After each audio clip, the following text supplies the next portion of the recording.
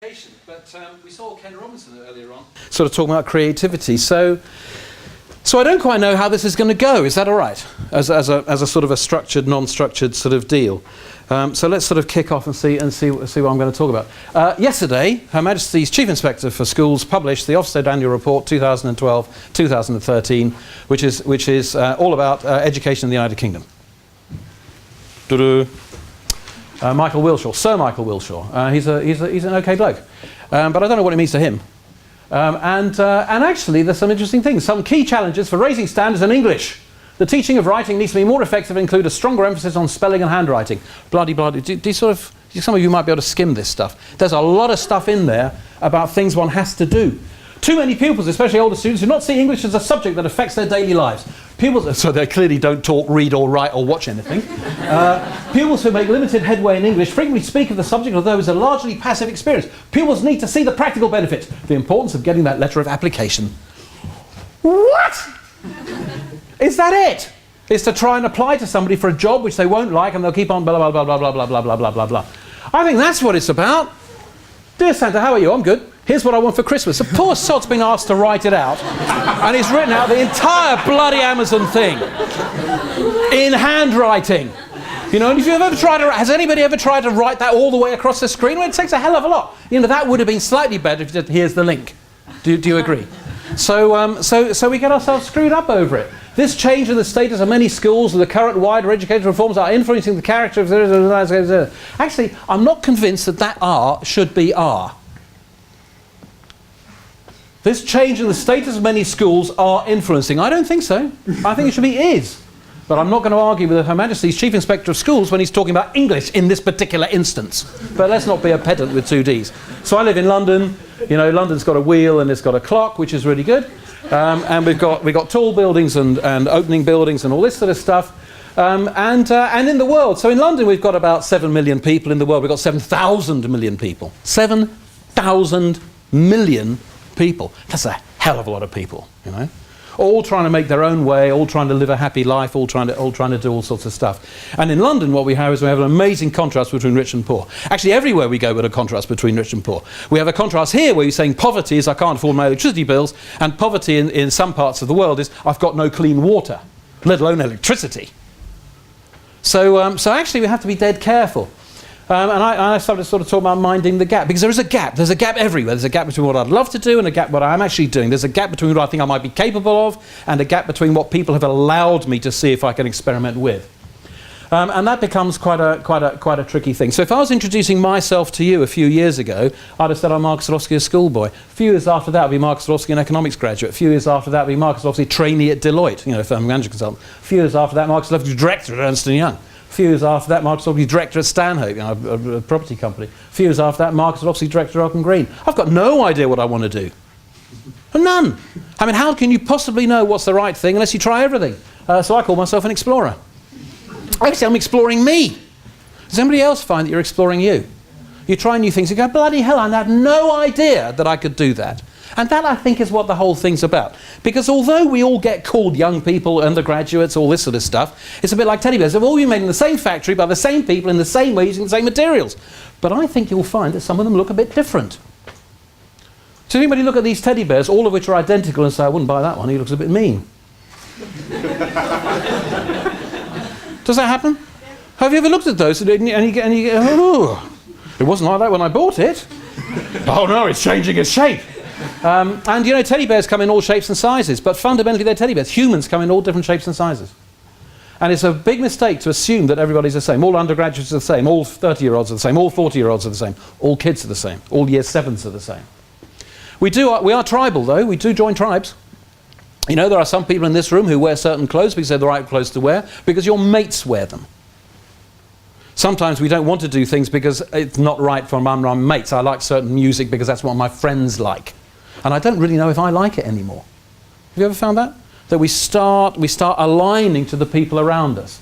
So I'm sort of making it happen. And what I quite like is to understand, if I'm talking about education, is what is the interplay between teachers and students? Actually, what is it? Is it me, guru, you peasant, and I'll teach you? Is it let's learn together in this extraordinary world of change? Is it trust me because I know what I'm talking about, I'm going to share with you that I do? Or is just do what I say because I'm the teacher? And that's a really strange sort of thing.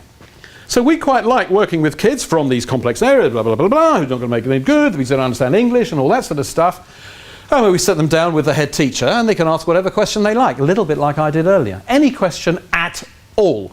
So you just get the head teacher of the school to be human. Quite often you never meet them. Quite often you've never had a chance to talk to them. You know, that becomes quite powerful. And then quite often we take kids out. In fact, we do. We take kids who may not have a knowledge of what's possible in the world, we take them off to meet people who are doing cool things. This guy runs a company called Addison Lee. When we went here, he just sold his taxi firm for 300 million. And he got 10 kids talking to him in his own boardroom. I have to tell you, makes an enormous, powerful difference. Here we have Vernon, who's the head chef of the Hilton Group, talking about food to kids who've never had a chance to do that. Here we have, I think that's the Neasden Depot of London Underground Control Centre, where nobody realised this stuff is happening. And then amazingly, kids start referencing what they've learned. Or not. This guy won't. And I think that's the gap between teaching and learning. I think we can teach, but we don't know what we're going to learn. Has anyone here found that they've been taught stuff and they haven't actually learned it? Other than, I don't like this. Other than, I'm never going to get this. So somehow we have to crack all this sort of stuff. And we play a game. We play lots of games. We play a game in school when the teacher says, what's the answer? And we go, ooh, I wonder what the teacher's expecting the answer to be.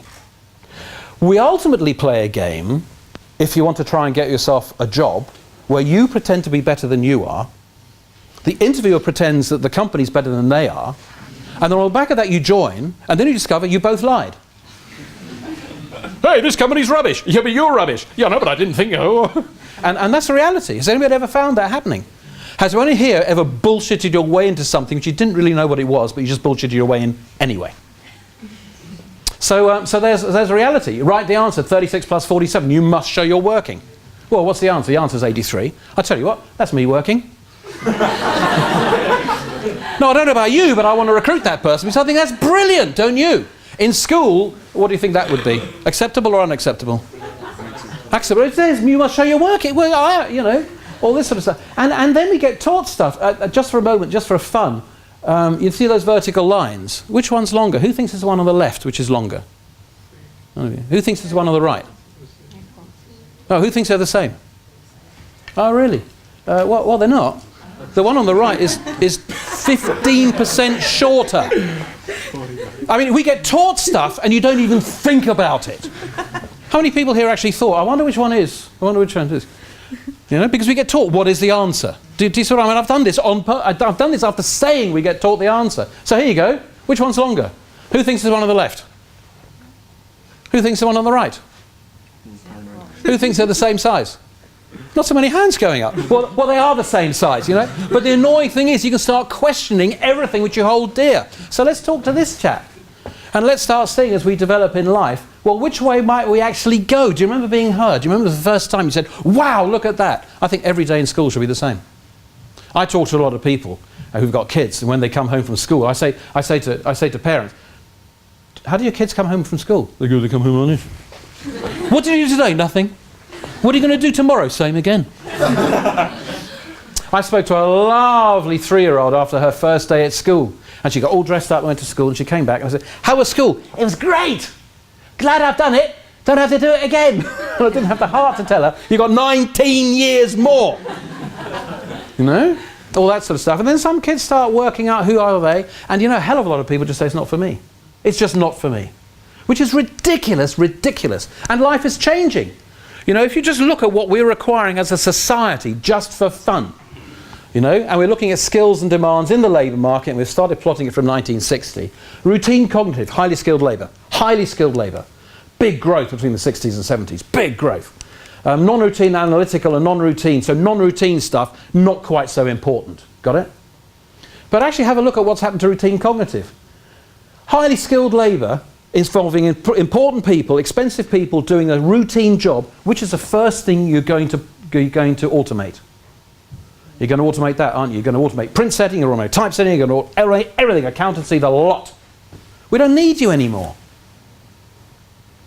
You know, I don't know if you've seen with heart surgery, just 10 years ago, to do heart surgery, you had to open the abdomen so you can get your hands in. That broke the abdomen to get your hands in. Now, we can go robotically through the belly button, down the throat, we can do this. We don't need all that skill set, because we've automated it. I wonder how many type compositors are out of business because of the Mac. So that's reality. Non-routine, really fast growing. How the hell do we teach non-routine if we've got examinations? Because examinations are all about routine, aren't they? They're all about routine. Do as I say, keep doing it. And that is the really complicated stuff. Non-routine manual has sort of disappeared. So that becomes quite hard, because when you actually look at the stuff, this highlights a concern that if students learn merely to memorise and reproduce knowledge and skills, they risk being prepared only for jobs that are in fact increasingly disappearing from labour markets. In other words, the kind of skills that are easiest to teach and easiest to test are no longer sufficient to prepare young people for the future. And that, ladies and gentlemen, I bet we all agree. And yet we all want exams. So where does school and education fit in? The reality is it's not just what you know anymore, but it's also who you know, and more importantly, how you know them. And that becomes quite interesting. This kid will always be known as the boy who stuck his head through the hole in the plastic chair. And it'll follow him around forever. And you know that. You know? Sometimes you'll see people and they're doing something very well, but it ain't quite right. Have you ever seen that sort of stuff going on? I go on the tubes in London and I saw this door saying Private Rod. And I was thinking, who the hell is Private Rod? You know, I asked the station master, he said, I think that means Rod, it means risk of death. I said, if it's risk of death, you ought to tell somebody and not put it on a door with a handle on it. Actually, that's not as bad as this one further up the line, and you find that they've got a load of cannibals living in there. But we do stupid things. I'm not convinced that I want to publicise the fact that Mr. Trailer and Miss Hooker got married to form the Trailer Hooker partnership. Or the Beaver Wetter wedding. Do you sort of see? So this stuff is real, ladies and gentlemen. No entry for heavy goods. This is in Wales. And in Wales, you've got every road sign's got to be convert English and Welsh. I converted the Welsh. I went on to Google Translate. It says, I'm not in the office at the moment. Send any work to be translated. And this, ladies and gentlemen, is real. It's here. It's here. We get caught up in real mindsets, though. Have you ever been on an escalator which is off? Have you ever found that to be a remarkably difficult thing to do? Because you get used to going down an escalator, but if it's off, oh my goodness. You know, I've never seen one of these before. It's like a staircase which moves and it's not moving. You know, it's completely messed me up. Ladies and gentlemen, what do you see here? It's a couple. Who sees dolphins? A couple of you? Some of you are going, dolphins? Dolphins? Yeah, dolphins. Dolphins. Dolphins. Dolphins. Some of you who saw a couple are just making it up. You're creating out of the spaces between the dolphins, there's a couple doing things. It's a mindset, ladies and gentlemen. Why would a couple be in a bottle, for example? Do you see what I mean? This stuff is really powerful, really powerful. And sometimes you can look at things and not see it at all. What did you see there, by the way? Oh, really? It says Paris in the spring. Who didn't see the two the's? When you look at it now, I bet you can't believe you didn't see it. Because our mindsets make us so clever, we can't see the obvious. We can't see the obvious. The obvious. English and mathematics are not taught well. Without a strong foundation in English and mathematics, children and young people are not prepared for the next stage in their education. They cannot progress to successful further study, and as adults struggle to gain and sustain employment. Really? That's a bit of a sweeping statement about David Beckham. That's a bit of a sweeping statement about Sully Brakes. I mean, what on earth are we talking about here? Do you sort of see? We just get caught in this mindset. We get caught in this mindset. Because there are 500 cities in the world of more than 1 million people, 3,200 more than 100,000. So maybe if you don't have English, it'll be hard in there. You might have Mandarin. In which case it doesn't matter. Do you see what I mean? So we make these big statements. And sometimes we need to just analyse. Now, in my opinion, I don't find the world to be a supported environment. I consider myself to be operating a little bit on your own. Anybody else found that? I want to change my mobile phone. I can't find anybody who's going to give me the truth about what's the right tariff. Have you ever found that? So you're a bit on your own. And I think the world is a bit complex as opposed to easy. So if I was drawing a graph of where I spend my time, it's here. But if you look at the world of school, you tend to find that we take easy, we simplify it, and we do it all down there. Because that's controlled. I know how to assess it. I know what the results are going to be like. If, on the other hand, I made it supported and complex, I'm never going to have the time to do that. And actually, if you're on your own and it's easy, I'm supposed to be the teacher. Really what I want to do is up there, but it's unpredictable, it's difficult to assess. And that, ladies and gentlemen, means we tend to prepare kids there and then expect them to go there. And that, ladies and gentlemen, is why I think the education system has got it a bit wrong. Because what we're doing is we're preparing people for employment and not necessarily to learn how to generate an income for the rest of their lives in a world which we have no idea. It's that easy, isn't it? And that, ladies and gentlemen, is how I want to leave this talk about, so where could it go? Thank you.